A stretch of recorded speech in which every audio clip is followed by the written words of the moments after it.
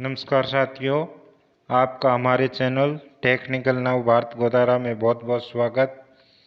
आज हम जो हमारी एनसीईआरटी की सीरीज चल रही है उसमें ज्योग्राफी कक्षा 7 का 2 नंबर अध्याय का अध्ययन करेंगे, जिसका नाम है पृथ्वी के अंदर। पृथ्वी के अंदर क्या है उसके बारे में बताया जाएगा। तो हमारी पृथ्वी एक गतिशील ग्रह है। इसके अंदर एवं बाहर निरंतर परिवर्तन होता रहता है।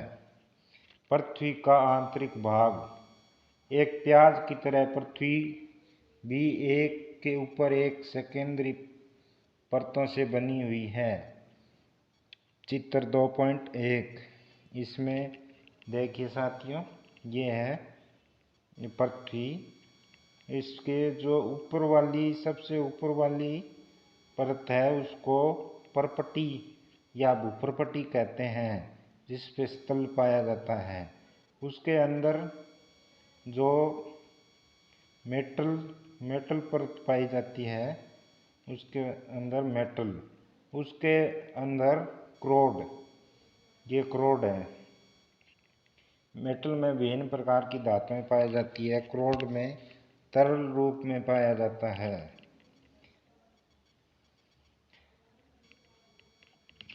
पृथ्वी की सतह की सबसे ऊपरी परत को परपटी कहते हैं। सबसे ऊपरी परत को परपटी कहते हैं। यह सबसे पतली परत होती है। महाद्वीपीय सहमति में 35 किलोमीटर तथा समुद्री सतह में केवल 5 किलोमीटर तक होती है। जो अपने महाद्वीप है उसमें लगभग 35 किलोमीटर, और जो समुद्र है, जो महासागर है, उसमें 5 किलोमीटर होती है। महाद्वीपीय सहमति मुख्य रूप से सिलिका और एल्यूमिना जैसे खनिजों से बनी है, इसलिए इसे सियाल कहते हैं। सिलिका प्लस एल्यूमिनियम कहा जाता है। और जो महासागरीय परपटी है, परपटी मुख्य सिलिका एवं मैग्नीशियम की बनी होती है, इसलिए इसे सिलिका प्लस मैग्नीशियम कहा जाता है। परपटी ठीक नीचे मेटल होता है, जो 2900 किलोमीटर की गहराई तक फैला होता है। जो मेटल है वो 2900 किलोमीटर तक फैला होता है। इसकी सबसे आंतरिक परत क्रोड होती है, जो मैंने आपको दिखाया था, ऊपर वाली परपटी, उसके बाद मेटल, उसके बाद क्रोड।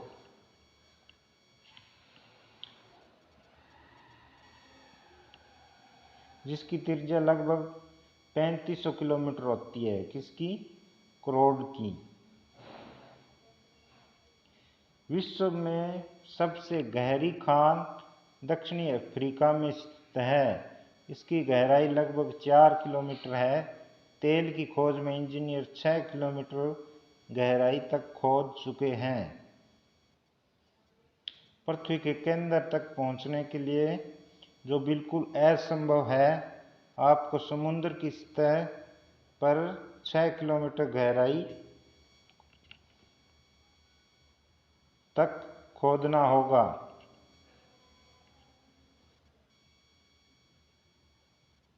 6000 किलोमीटर गहराई तक खोदना होगा।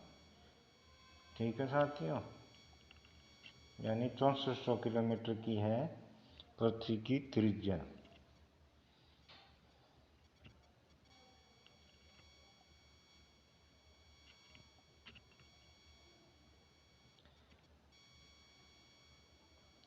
पृथ्वी के आयतन का केवल 1 ही प्रतिशत परपटी है, 84% मेटल है और 15% हिस्सा क्रोड है। पृथ्वी की त्रिज्या 6371 किलोमीटर है, लगभग 6400 किलोमीटर। मुख्यतः निकल और लोहे की बनी होती है। जो मेटल होती है, मेटल नहीं,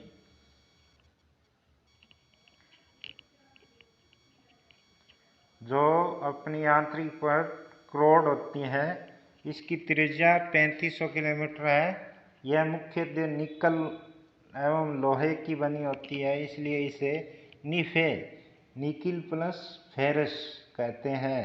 केंद्रीय क्रोड का तापमान एवं दाब काफ़ी उच्च होता है, इसलिए इसमें जो धातुएं पाई जाती है वो तरल अवस्था में पाई जाती हैं।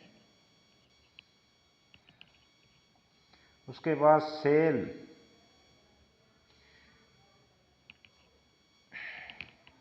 पृथ्वी की प्रपटी अनेक प्रकार की सेलों से बनी है। पृथ्वी की प्रपटी बनाने वाले खनिज पदार्थ किसी भी प्रकाशीय पिंड को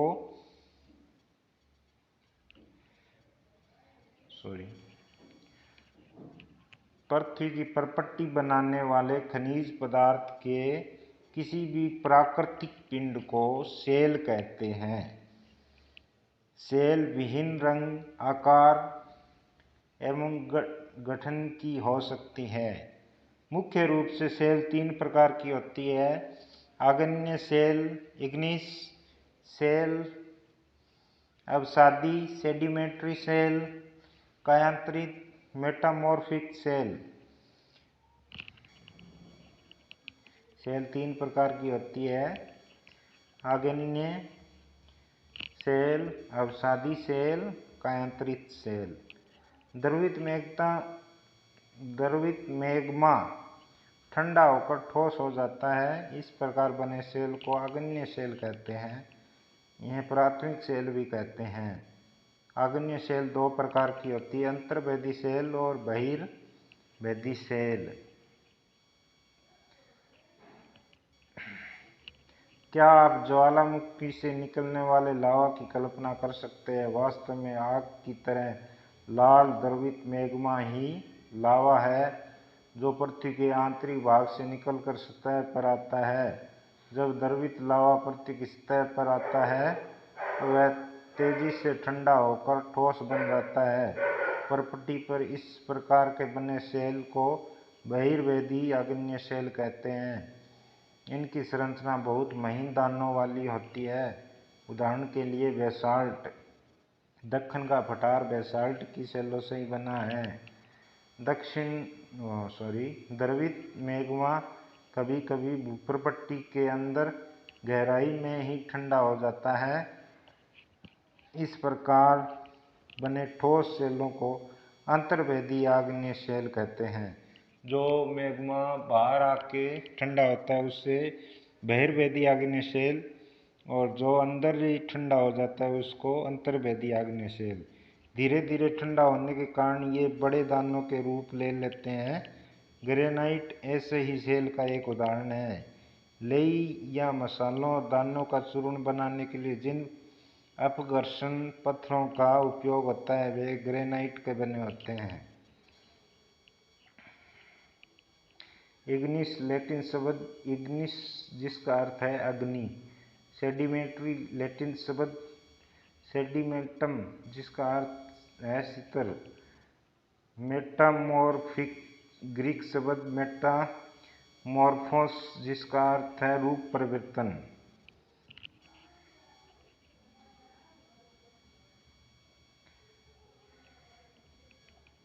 जीवाश्म सेलों की परतों में दबे मृत पौधों व जंतुओं के अवशेषों को जीवाश्म कहते हैं।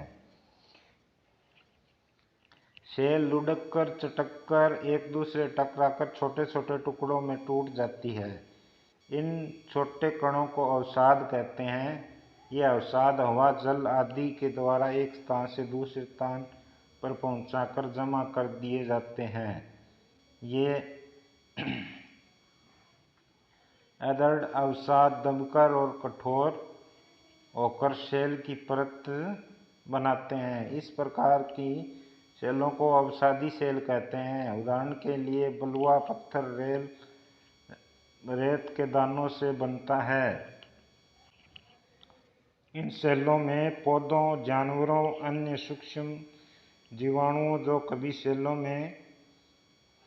सेलों पर रहे हैं के जीवाश्म भी हो सकते हैं।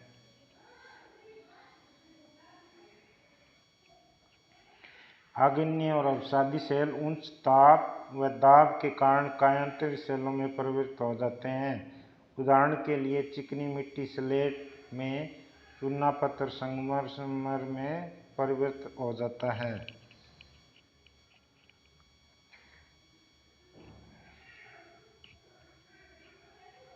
सेल हमारे लिए बहुत उपयोगी है। कठोर सेलों का उपयोग सड़क, घर, इमारत बनाने में किया जाता है। आप पत्थरों का उपयोग कई खेलों में कर सकते हैं। उदाहरण के लिए 7 पत्थर, चिट-बिटड़ी, 5 पत्थर। आगे देखिए जो सेलों से दो बनी महत्वपूर्ण शानदार जानदार इमारत। लाल किला लाल बलुआ पत्थर से बना और ताजमहल सफेद संगमरमर से बना।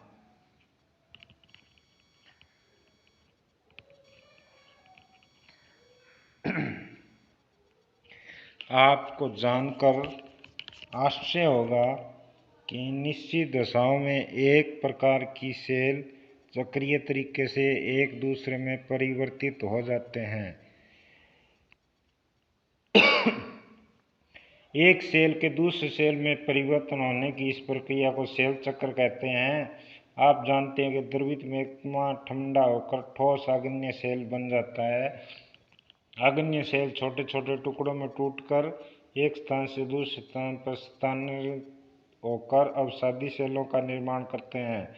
ताप और दाब के कारण ये आग्नेय और अवसादी सेल कायांतरित सेलों में बदल जाते हैं और अत्यधिक ताप और दाब के कारण कायांतरित सेल पुनः पिघलकर द्रवित मैग्मा बन जाती है। द्रवित मैग्मा पुनः ठंडा होकर ठोस आग्नेय सेल बन जाता है। ये देखिए साथियों, द्रवित मैग्मा ये ठंडा होकर आग्नेय सेल, फिर टूट के अवसादी सेल, उसके बाद ताप और दाब के कारण कायांतरित सेल, अत्यधिक ताप दाब के कारण पुनः मैग्मा और मैग्मा से पुनः आग्नेय सेल।